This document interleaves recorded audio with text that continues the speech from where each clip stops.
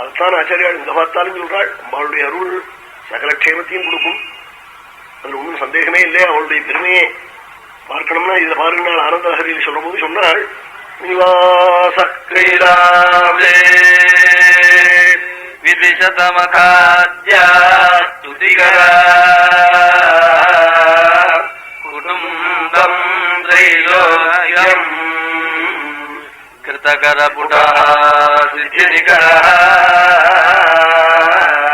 மகேஜ பிரணேஜ ததவரிதராதீஷதனயே நதே சௌபாக்யஸ்ய கொச்சிதபி மனாகர்த்தி துலனா. அம்மா, உங்களுக்கு ஈடான ஒரு பெண் உலகத்துல உண்டா? என்ன பாக்கியம்ங்கிறாள். உங்களை நினைச்சவாள்லாம் அப்படி ஆகலாமே தவிர்த்து உங்க மாதிரி இன்னொருத்தர் தானா ஆயிட முடியாதுன்னாள். என்ன கைலாச மலையில குண்டடத்துல வாசம், வெயிலே தெரியாத இடம், ஐஸ் கட்டி வெள்ளி மலையில வாசம். நிவாச கைலாசே விதிஷதமகாத்யாஸ்துதிகரா. ஜாதி, ஜம்பகம், புன்னாகம், மல்லிகை, மாலத்தை எடுத்துட்டு பிரம்மா, இந்திரன், வருணன், குபேரன் எல்லாரும் நிச்சயம் உங்களை அர்ச்சிச்சு விட்டு ஸ்தோத்திரம் பண்றாள்.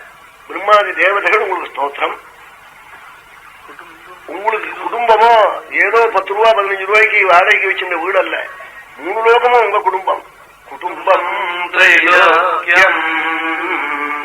அணிவாதி சித்திகள் கை கூப்பிக்கிண்டு பக்கத்துல நிற்கிறது. எந்த பக்தாள் உங்க மந்திரத்தை ஜபிக்கிறவாள், உங்க ஸ்தோத்திரத்தை ஜபிக்கிறவாளுக்கு க்ஷேமத்தை கொடுக்கணும், என்ன ஐஸ்வர்யத்தை கொடுக்கணும். அனிமா மகிமா செய்வ கரிமா லகிமா ததா பிராப்தி பிராகாமியமீசத்துவம் வசித்துவஞ்ச அஷ்டபூதையான்னு 8 பூதி ஐஸ்வர்ய லட்சுமிகள்.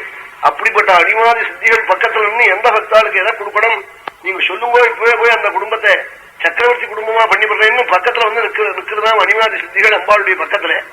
எல்லாத்துக்கும் மேல மிருத்யுஞ்சயன் உங்களுக்கு பிராணேசன், மிருத்யுவை ஜெயிச்ச காலகாலன், காலனை காலால் உதர்த்தவன் உங்களுடைய கணவன். மகேஷா பிரணேஷா ததவரிதராதீஷதனயே. நீங்க பிறந்த இடமோ ஹிமாச்சலம். ஆமா, பர்வதராஜனுடைய புத்திரி நீங்கள், பெரிய குடும்பத்துல பிறந்த புத்திரி நீங்கள். உங்களுக்கு உங்க சௌபாகியத்துக்கு ஈடான பெண் உலகத்துல ஒருத்தர் உண்டா? நதே சௌபாக்யஸ்ய கொச்சிதபி மனாகர்த்தி துலனா. என்ன பெருமைங்கிறார் ஆச்சாரியாளுக்கு தான் அப்படி சொல்ல தெரியும். அம்பாளுடைய பெருமையை என்னமோ சொன்னா அம்பாள் அப்படியே நேரம் நிற்கிறா போலேயும். அவ பிறந்தான் புக்காம் பரமேஸ்வரன், பக்கத்துல பிரம்மாதி தேவதைகள் பூஜை, அனிமாதி சித்திகள் இங்க நிற்கிறா போல அப்படி போய் தான் சொல்லியிருக்காள். ஆனந்தலஹரி 19 ஸ்லோகம். 19 ஸ்லோகத்தையும் நித்தியம் குழந்தைகள் முதற்கொண்டு ஆத்துல படிக்கணும். நம்ம அம்பாள் அப்படியே நேரம் வந்து நிற்பாள், சகல பாக்கியத்தையும் கொடுப்பாள். அம்பாளுடைய அனுகிரகம் ஒரு குடும்பத்துக்கும் இருக்கணும். சந்திரன் கெட்டுப்போய் பல ஜாதகங்கள்ல சித்தப்பிரம பரியந்தம் இருக்கும்னே, பைத்தியம் நித்தியம் பித்து அப்படி இல்லாம இருக்கும் குடும்பத்துல. அம்பாளுடைய அனுகிரகம் இருந்தா அதெல்லாம் நீங்கி போயிடும்.